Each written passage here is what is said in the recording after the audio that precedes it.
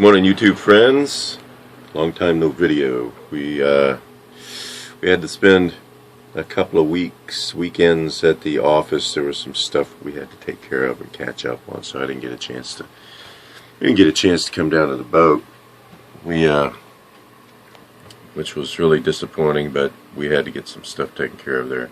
Anyway, so we're back down this weekend, and we've got some projects that we're working on.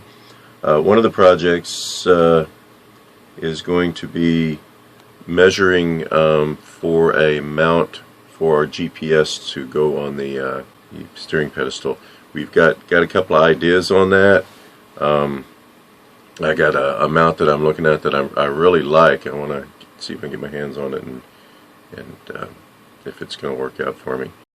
Alright, YouTube buddies, here's what I'm looking at. It's called a nav slide, navigation monitor mount, for mounting on the steering pedestal. I actually found this company about, maybe 6 or 8 months ago, and I did look at this mount. They're at, let's see if I can get the URL in there. Yeah, navslide.no. These things they have a bunch of different mounts, mounting on like a tabletop. There's another slide mount for like a tabletop, and there's a smaller one. But this is the one I'm looking at, and it says 800 millimeters and 1,000 millimeter lengths. 800 millimeters is approximately 31 inches and some change. That's the one I'm looking at to mount to the steering pedestal, so that we can actually have that beast up, the GPS up there where we can see it. So I'm going to do some measuring, and we're going to get, that's one of the projects. Another one is, it rained last week while we were back in town, and the two main windows leaked. The one behind me, the one over there behind all the goods there we have hanging. But it rained, and those two windows leaked pretty good. So nothing else did. All the other repairs that we had done held fast, but those two are going to need to be taken out. That's unlikely one of the things we'll be doing this weekend. The other big project is the diesel tanks. I have to go find out what's going on with the diesel tanks, the vents, clear the vents out, and get that dealt with so that doesn't keep arising as a problem. Anyway, we'll be videoing along the way, so stay tuned.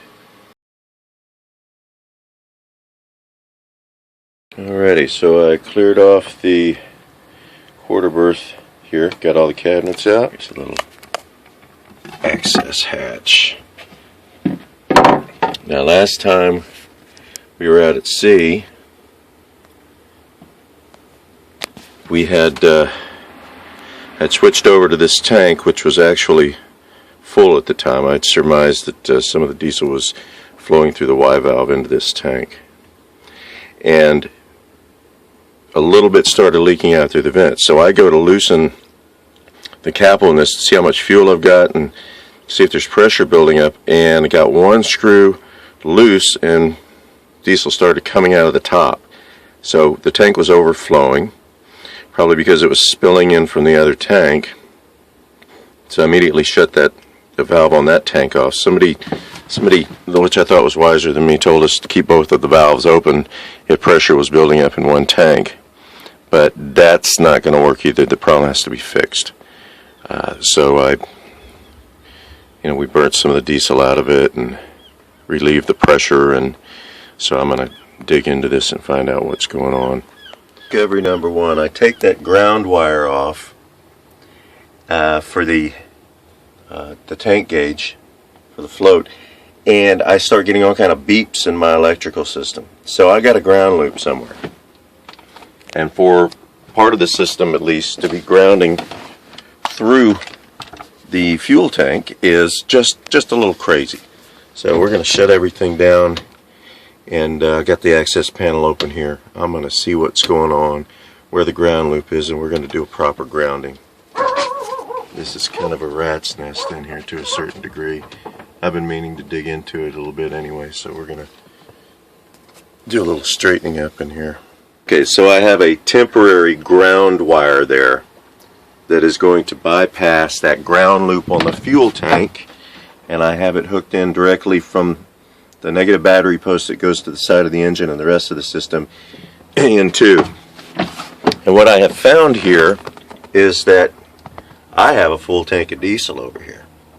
I got 30 gallons in there on the port side. I don't know how much I have on the starboard side. I'm going to get in there and look. I think I got a quarter of a tank. I've also hooked up the sending unit, which I suspected was bad. Got a calamity of errors. But when I turn on the key and I move the armature, as you can see, the fuel gauge goes up and down perfectly with the armature.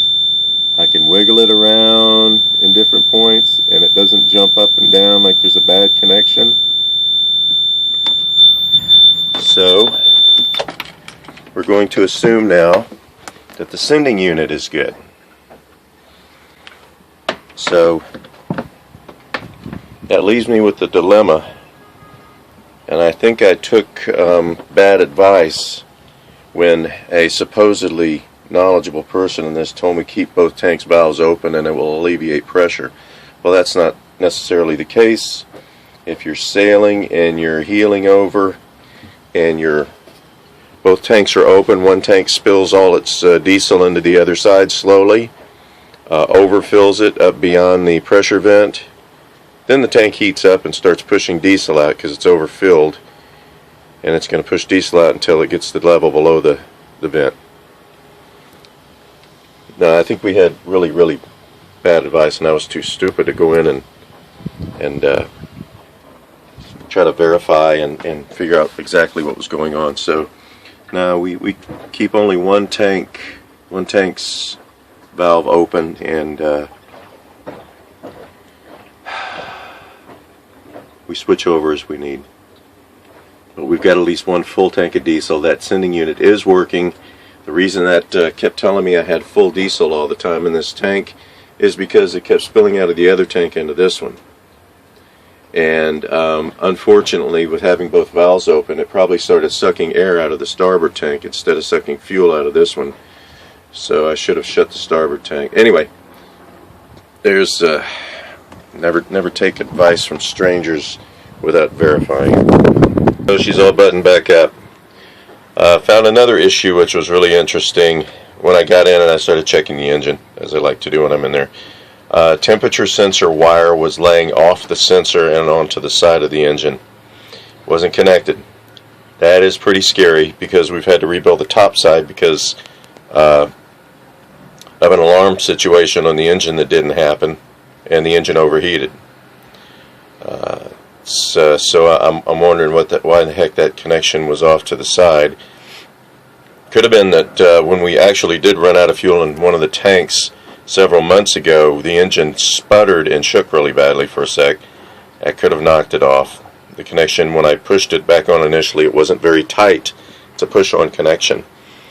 So I cleaned all around it and I checked it for any kind of corrosion. Then I tightened it up and I put it on. But we'll see. I'm going to keep an eye on that. Packing gland is dripping a little too much. It's dripping about once every 2 seconds while in forward, about once every 4 in reverse. So we're taking on a little tiny bit of water here and there.